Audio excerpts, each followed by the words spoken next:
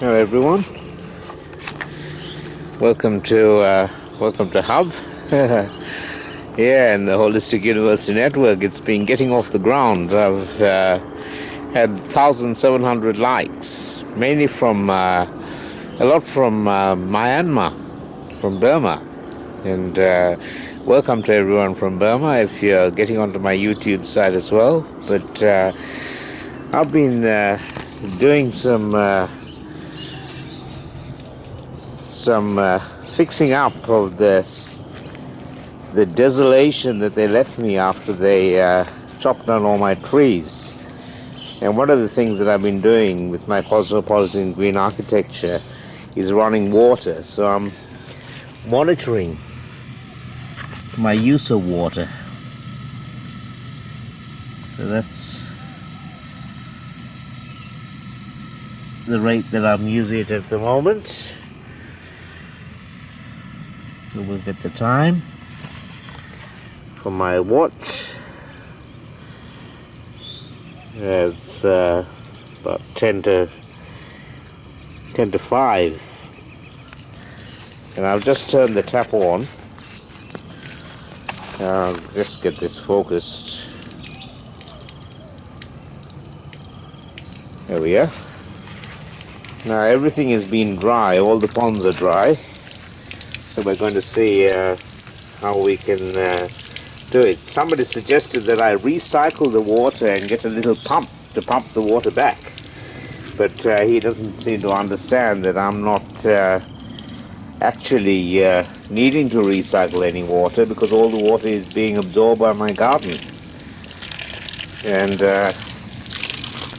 what I'm trying to do is create some ponds for tadpoles, and these are the ponds. This is one little pond. It's empty. And I've got more ponds. I've got more. This is another pond. That's for tadpoles. There's a big pond, but this one has got a tunnel that leads through to this big pond underneath the house, and this fills up with water. And at the bottom of this is an old tree stump, and this tree stump has been under the house since it's been built, which was about more than 70 years ago. So there's a big tree stump underneath here, and I'm using water to cut through the foundations, and the water trickles down along like this and runs down into the hole, and from the hole, when I fill it up with water, the water will run through into the garden. And there are more ponds here for frogs, and there are more ponds here for frogs. This is where the frogs really breed, is here, in these ditches that fill with water. And finally it ends in my Sri Lanka pond, which can't be recognized as Sri Lanka anymore, but there are some photographs when I had just made it. And this one's got plastic at the bottom of it, this little pond. And then if the water is allowed to run, it runs down here up to this point there where there's a tree stump. Not a tree stump, a tree root. It's the root of that tree. And that's the root of this tree here. This beautiful poinciana tree. And so I wouldn't be pumping water from here to go all the way back there, because there's not enough water. I don't need to recycle it. What I need to do is run my taps so that all of this becomes full of water. Now that's going to cost me a bit. The water is expensive, so I'm monitoring my use of water carefully. These are all the ponds. The frog ponds, they're all empty now. So let's turn on the other tap and get this all running. Right. So we'll got the first tap on, and it's slowly filling up. We'll go back and look at the meter.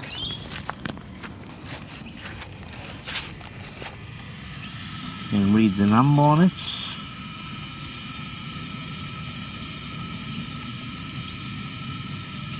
Eight, 5, 6, 6, 4, 7 it looks like. It's a bit clouded up. Yeah, 647. 8, 5, 6, 6, 4, 7. 1, 8, 5, 6, 6, 4, 7. At 5 to 5. So let's turn on the other tap.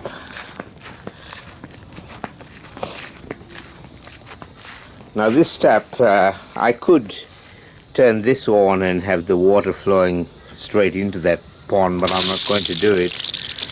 I'm going to run the water slowly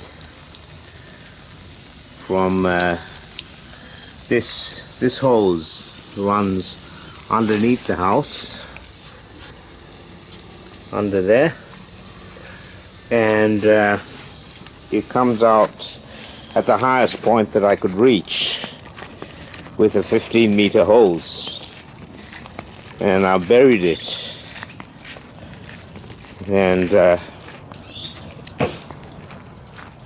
so that hose runs under the house, and the water comes out here. As you can see, it's a very little trickle of water, and we'll see how that does. I might need to turn it up a little bit, but the water is already trickling down here, and on this side it's trickled up to this point here, and it's not yet started going down there. So I'll check the time again. There we are. 5 to 5 on Monday morning. And there's our meter reading. And that's how fast it's going.